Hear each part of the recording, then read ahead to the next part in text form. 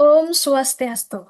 Kembali lagi bersama saya, Benedikta Nyoman Putri Trayuningsi dengan NIM 25290610005.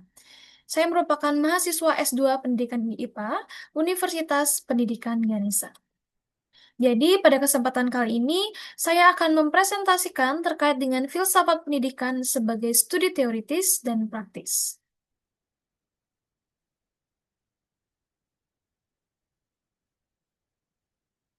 Nah, filsafat pendidikan pada dasarnya merupakan upaya untuk memahami pendidikan secara mendalam, baik dari segi dasar-dasar pemikiran maupun penerapannya di lapangan.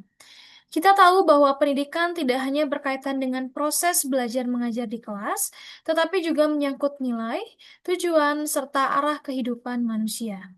Karena itu, filsafat pendidikan hadir untuk memberikan pijakan baik secara konseptual maupun praktis.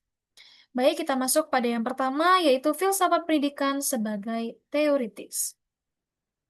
Nah, pada bagian ini, filsafat pendidikan berfungsi sebagai kajian yang berusaha menjelaskan, merumuskan, dan menganalisis prinsip-prinsip dasar pendidikan. Ia tidak langsung berhubungan dengan praktik sehari-hari, melainkan lebih menekankan pada pemikiran konseptual dan reflektif. Nah, ada beberapa ciri penting filsafat sebagai studi teoritis. Yang pertama ada menyeluruh dan universal. Jadi artinya filsafat pendidikan tidak hanya melihat pendidikan dari satu sisi, tetapi memandangnya secara luas meliputi aspek moral, sosial, budaya, hingga tujuan hidup manusia. Yang kedua, mendasar atau radikal. Jadi filsafat tidak hanya berhenti pada gejala permukaan, tetapi mencari akar atau hakikat pendidikan itu sendiri. Misalnya, bukan hanya bertanya bagaimana cara mengajar, tetapi apa tujuan hakiki dari pendidikan manusia. Lanjut, spekulatif. Jadi, pemikiran filosofis seringkali memunculkan pertanyaan yang jawabannya belum tentu bisa diuji secara empiris, tetapi membuka ruang untuk refleksi yang lebih mendalam. Next, sistematis. Jadi, walaupun bersifat abstrak, filsafat ini tetap tersusun logis, runtut, dan koheren. Kemudian yang terakhir, kritis. Jadi filsafat pendidikan tidak menerima sesuatu begitu saja, tetapi selalu menguji, menganalisis, bahkan mempertanyakan kembali asumsi-asumsi yang ada. Lanjut. Nah, selanjutnya, adapun ruang lingkup teoritis filsafat pendidikan dapat kita pahami melalui tiga ranah utama. Yang pertama yaitu ontologi.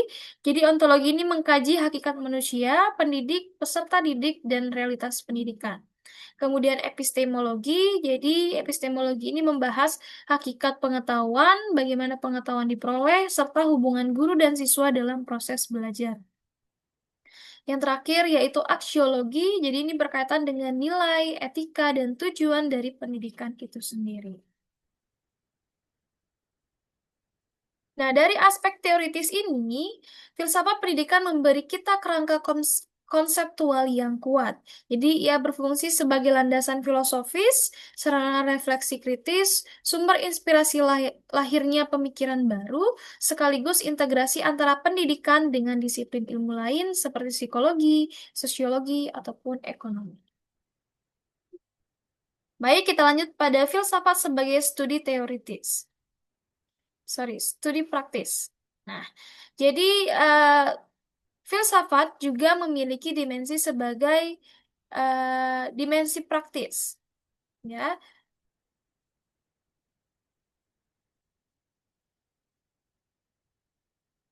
Jadi, jika pada bagian teoritis lebih banyak berbicara tentang konsep dan prinsip, maka pada bagian praktis ini ia berhubungan langsung dengan bagaimana pendidikan itu dijalankan.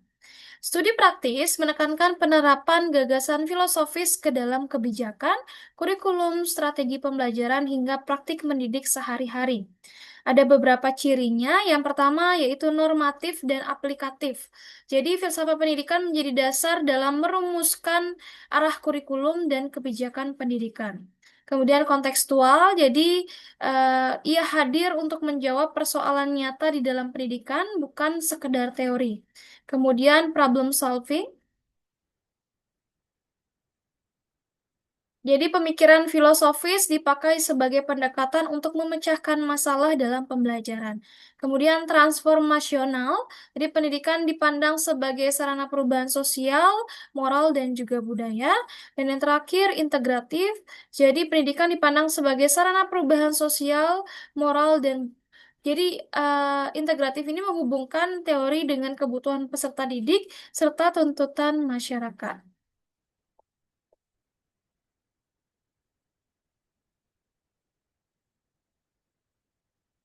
Nah, kita lanjut ke peran filsafat. Jadi pendidikan itu berperan dalam beberapa aspek penting. Yang pertama tujuan pendidikan. Jadi filsafat ini menjadi penuntun dalam merumuskan tujuan pendidikan yang selaras dengan kebutuhan individu dan masyarakat. Kemudian yang kedua yaitu kurikulum. Jadi pemikiran filosofis ini menentukan isi kurikulum, yaitu aliran progresivisme mendorong kurikulum berbasis pengalaman atau student-centered learning. Lanjut metode pembelajaran. Jadi pragmatisme itu melahirkan pembelajaran berbasis proyek dan pengalaman nyata. Jadi eksistensialisme ini mendorong metode yang memberi kebebasan bagi peserta didik untuk menemukan jati dirinya. Lanjut, peran guru dan peserta didik. Jadi guru bukan hanya sebagai pengajar, tetapi pembimbing dan penuntun. Sementara peserta didik dilihat sebagai subjek aktif yang memiliki potensi untuk berkembang. Kemudian yang kelima, kebijakan pendidikan. Sorry, ini ada salah ketik. Jadi ini merupakan kebijakan pendidikan. Jadi filsafat pendidikan turut memberi arah pada kebijakan nasional, misalnya konsep Ki Hajar Dewantara tentang Tripusat Pendidikan, Keluarga, Sekolah, dan Masyarakat yang masih relevan sampai sekarang. Jadi, fungsi praktis dari filsafat pendidikan antara lain membentuk identitas profesional pendidik, menetapkan tujuan pembelajaran, mengembangkan kurikulum yang relevan, serta membantu menyesuaikan persoalan pendidikan secara kritis dan reflektif. Lanjut, kita masuk ke penerapan aliran filsafat dalam pendidikan. Jadi untuk memperjelas, mari kita lihat bagaimana aliran-aliran filsafat ini diterapkan dalam pendidikan. Yang pertama yaitu ada idealisme dari Plato dan juga Hegel. Jadi dia menekankan pendidikan itu menekankan nilai moral, kebenaran, dan ide. Kemudian realisme, Aristoteles dan Thomas Aquinas. Jadi pendidikan didasarkan pada realitas objektif dan pengembangan logika. Kemudian pragmatisme oleh John Dewey.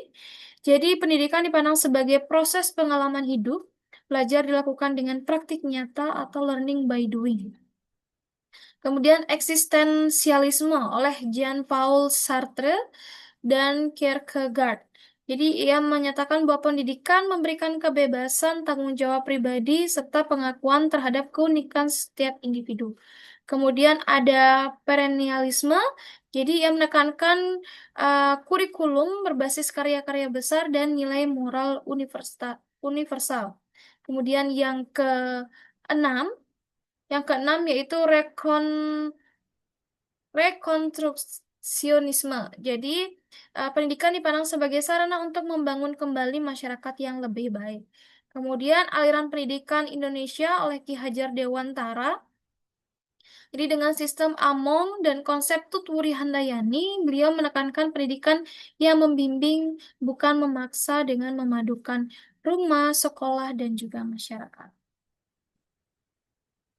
Nah, jadi dapat kita simpulkan bahwa filsafat pendidikan ini memiliki dua peran besar, yaitu sebagai studi teoritis yang memberikan landasan konseptual dan sebagai studi praktis yang menuntun penerapan pendidikan dalam kehidupan nyata. Nah, keduanya ini saling melengkapi sehingga pendidikan tidak kehilangan arah sekaligus tetap relevan dengan kebutuhan zaman. Jadi demikian pemaparan materi saya terkait dengan filsafat pendidikan sebagai studi teoritis dan juga praktis. Semoga materi ini dapat bermanfaat. Eh, dan mari kita jadikan filsafat itu sebagai pijakan untuk membangun pendidikan yang lebih bermakna bagi generasi mendatang. Sekian yang dapat saya sampaikan. Saya ucapkan terima kasih dan saya tutup dengan para mesanti. Om Santi Santi Santi Om.